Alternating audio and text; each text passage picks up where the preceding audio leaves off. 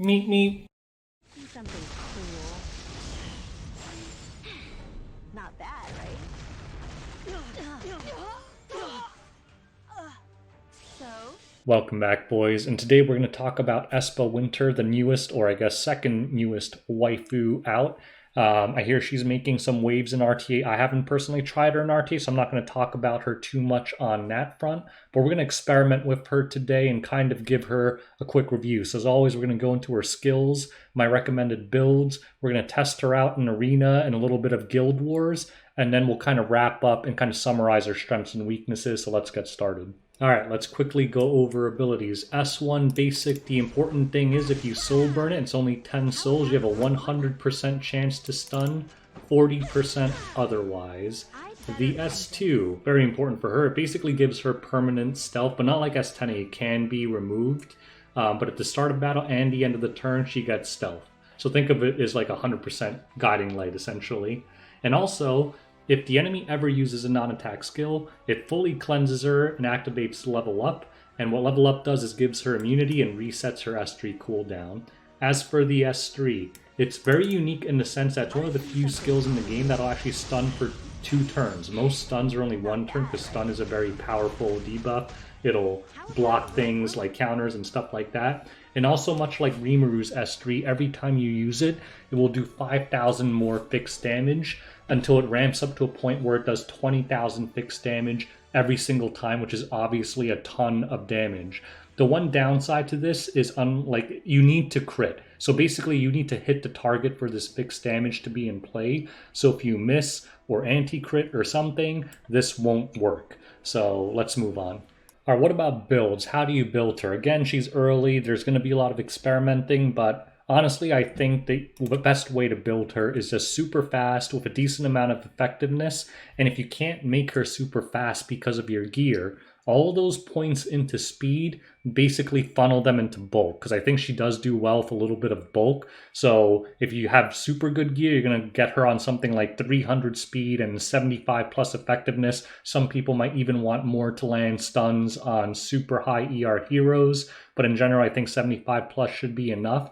And for every amount of speed that you can't get to 300, just subtract it and add it to health and defense. 250 speed for a lot of bulk is pretty decent as well. In terms of crit, obviously you need 100% crit for her S3 fixed damage to work.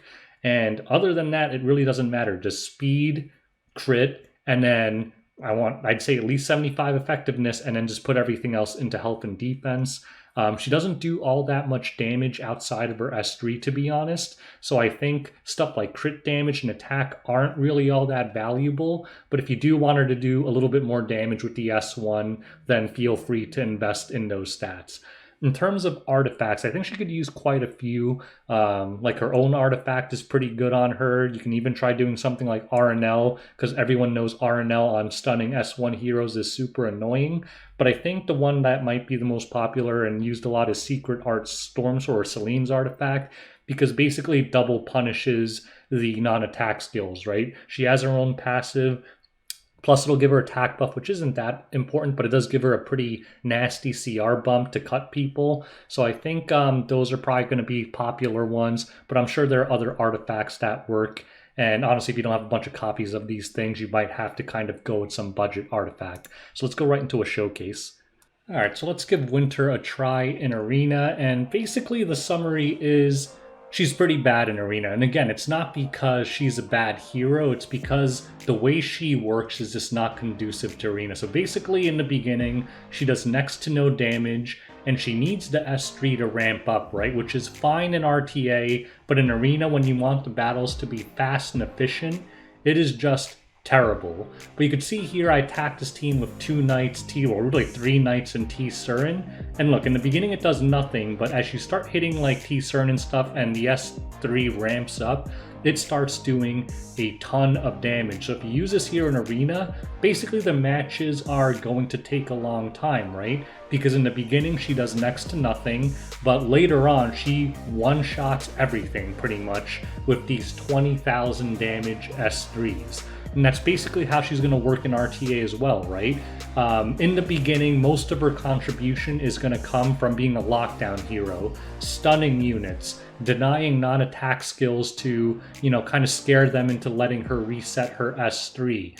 But in terms of overwhelming offensive ability, she doesn't really have it until later on.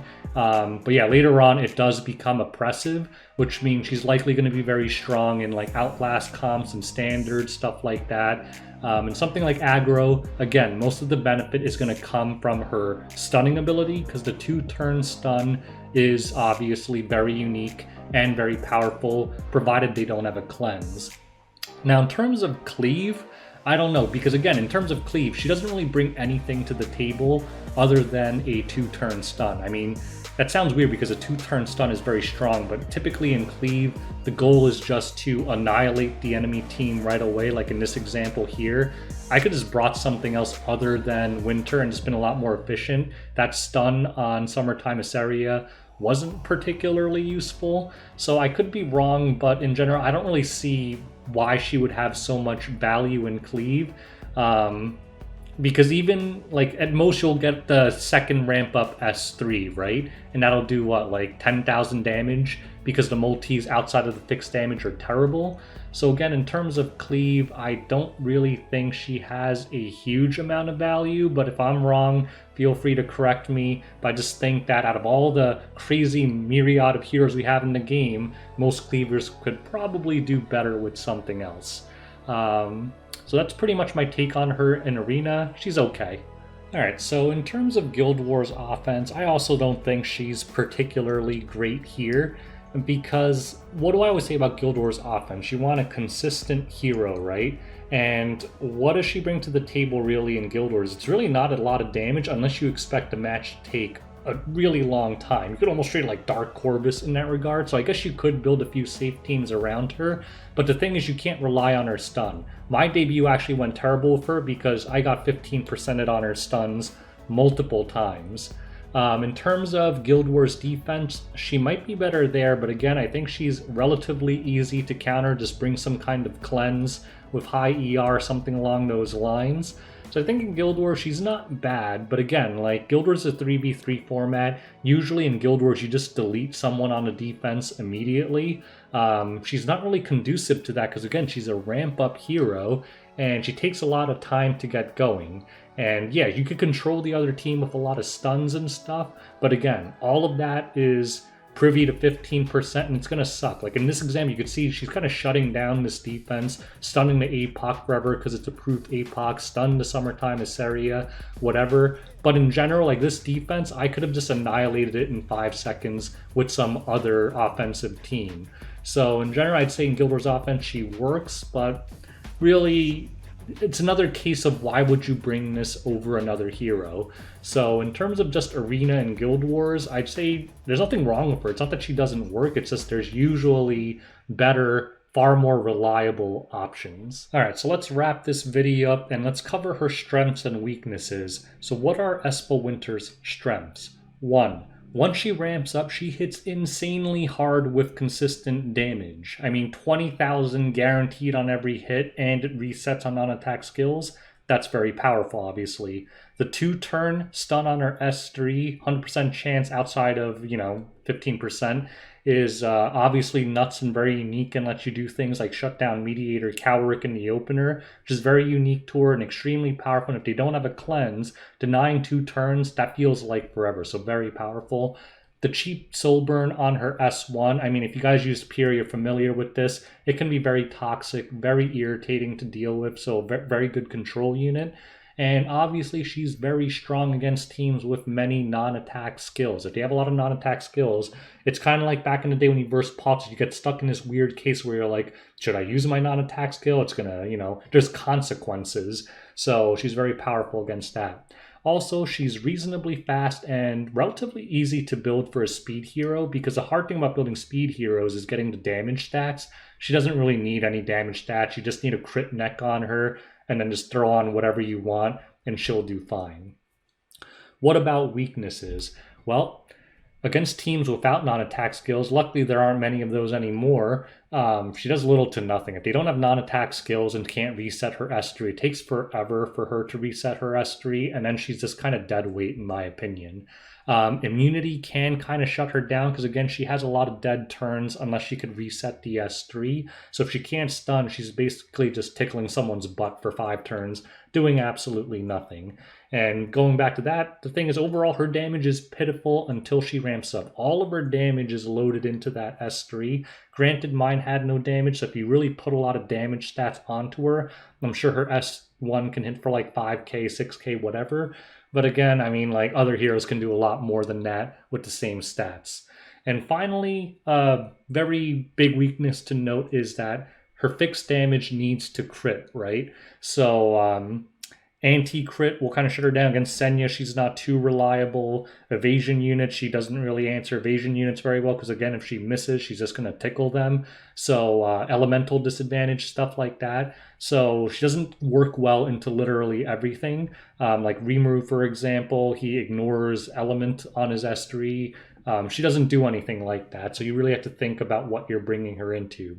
So overall, what do I think about her? I know we didn't cover RTA, but I think she's going to be very strong in RTA, not so much in Arena and Guild Wars. And in RTA, I think she'll be very good in like longer standard comps, like things with like Soul Weavers and Knights, matches that last a little while, because she's going to be very annoying, can shut down your team, constantly stunning, and if you let the match drag out too long, she's kind of like a Thief Dark Corvus, right? Like she's going to start deleting your units later on. I think in general in RT she'll be very weak, however, in very offensive high DPS matches, unless the stuns alone make the difference. Because again, in the opener, she doesn't do a whole lot of damage. Her S1 outside of the random stun, which is the same thing as like Pyrrha's Chance, doesn't do a whole lot. So I think if you're going to run her, you're almost going to want to run her in a longer lasting team and kind of say, hey, I'm going to survive 10 turns, and at this point, I have the advantage, I'm ramped up, and you're screwed. Outside of that, I don't think she'll be too good. So overall, that's my review of Aespa Winter. Again, it's a very early review. Who knows, maybe she'll be the most dominant RTA unit ever made. It's a possibility in Standard. I don't know about like other drafting types, but we shall see. So again, if you guys have any questions, comments, if I missed anything, put it in the comment section below. I always elevate with hearts the stuff that I agree with. And I hope this was helpful to you guys. Till next time, boys, peace out.